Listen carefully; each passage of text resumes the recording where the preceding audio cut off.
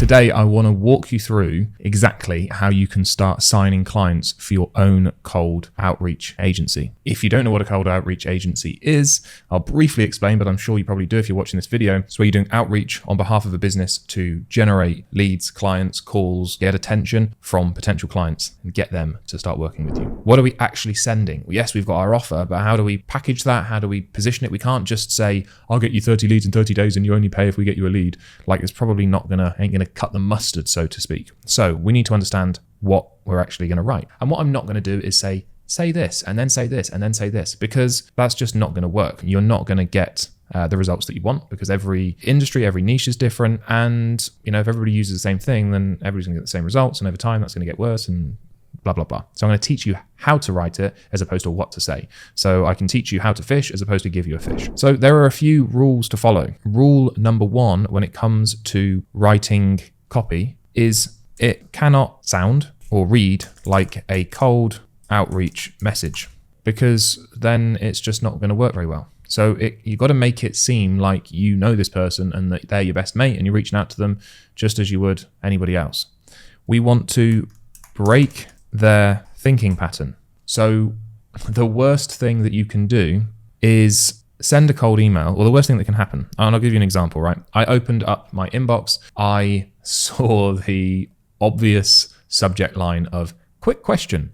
It's like, you might as well stand there with a flag saying this is a cold outreach message. And like, what do? I don't even open it. I just boom, delete.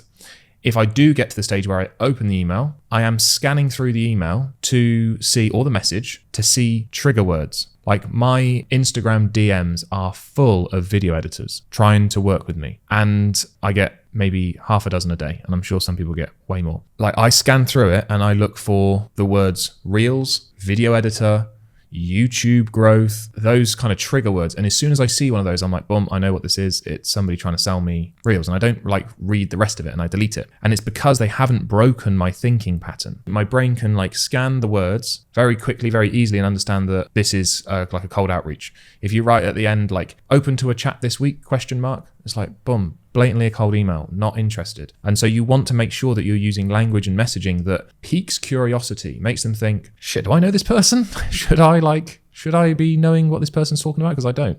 And when you're sending a message, the sole responsibility of the first line of a message is to get them to read the second line. The sole responsibility of the second line is to get them to read the third line, and so on and so on and so on. And so if we can make somebody think, do I know this person? Questioning in their mind, then what are they going to do? They're going to read the next sentence to find out. And then with curiosity still there, we haven't scratched that itch, and they go on and they go on and they go on. And before you know it, they've consumed your message. And then they're like, that offer's pretty solid. They're going to get me results. I don't need to do anything. I only have to pay if they get me the result. Sounds pretty good to me. And that is the cornerstone of good copywriting.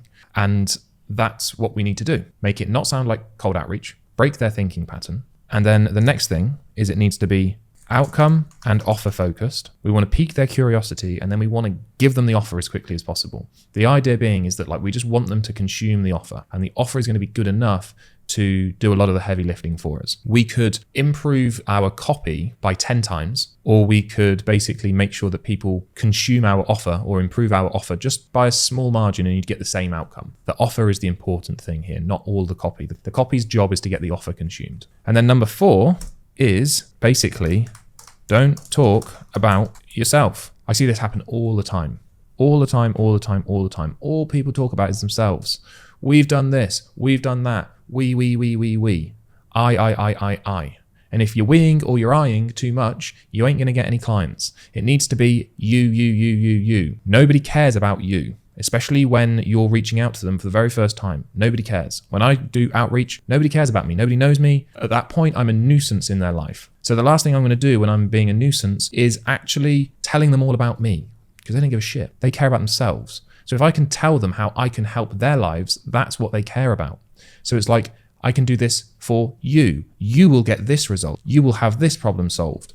You will get this life after we work together. It's all about them, not about you. And this people mess up on so much because they're so consumed about what is going on in their own head, they forget about what actually interests other people. A lot of people find that they really like people in social situations. They really like people when the person asks them questions about themselves and lets the person talk. Everybody likes to talk about themselves. And like, if you want to get more friends, do that. But you want to make your copy all about the recipient, not about yourself. You can, and we will go through this when I walk you through the structure. There is going to be time to mention you very slightly, but very quickly. But it ain't about you. This email is not about you. It's about them, about what they're going to get out of the relationship.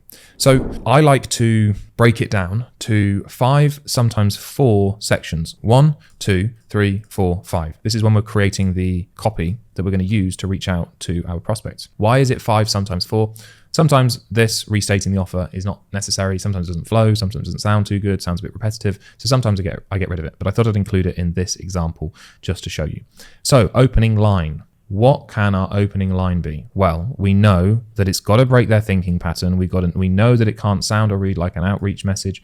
So you could say something like, I don't know. So you could do some research to begin with. Depends on what level of detail you're going into.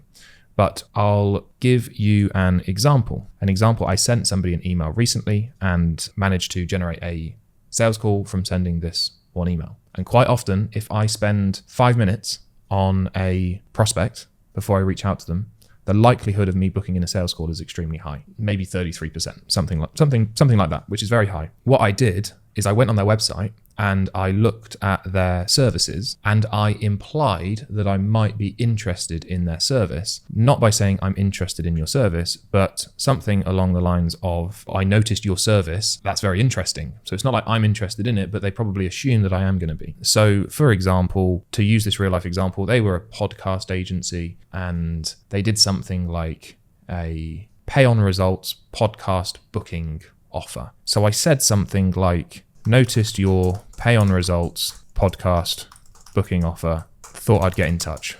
So the prospect's probably reading this thinking, this person wants to basically get booked on some podcasts. And then I hit them with the offer straight away. So I'll just use this as an example. We can generate you 30 sales calls in 30 days.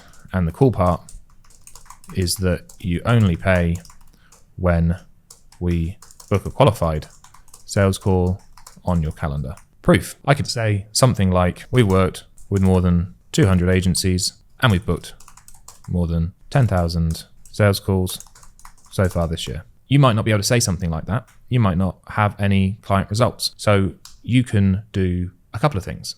You can either, the simplest thing is go like that and delete it and not include it. Or you can get creative. Now, what you can do is you can say like, the proof is in the pudding. I don't know if that's an American term as well, but it's definitely an English term. The proof is in the pudding, Mr. Prospect. You're reading this right now. So you know that, and then we would basically insert vehicle. So we might do, let's use DMs, for example. So you know that cold DMs work. So then you can say like, restate offer.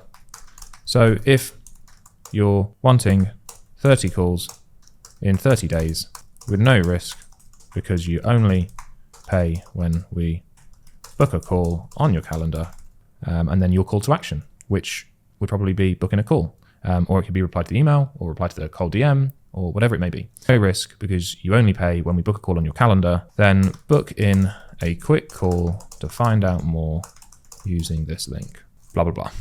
So we can say, hey, Mr. Prospect, noticed your pay on results podcast booking offer, thought I'd get in touch.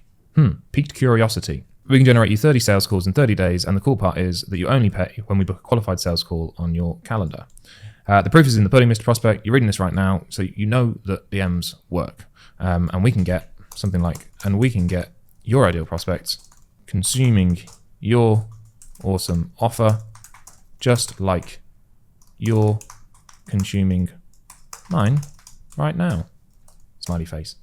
So if you're wanting 30 calls in 30 days with no risk because you only pay when we book a call on your calendar, then book in a quick call to find out more using this link. Ta-da! So there you have it. It's a structure as opposed to a script. You should change your script, your copy frequently, but it should follow the structure and it should follow these rules, which break their thinking pattern.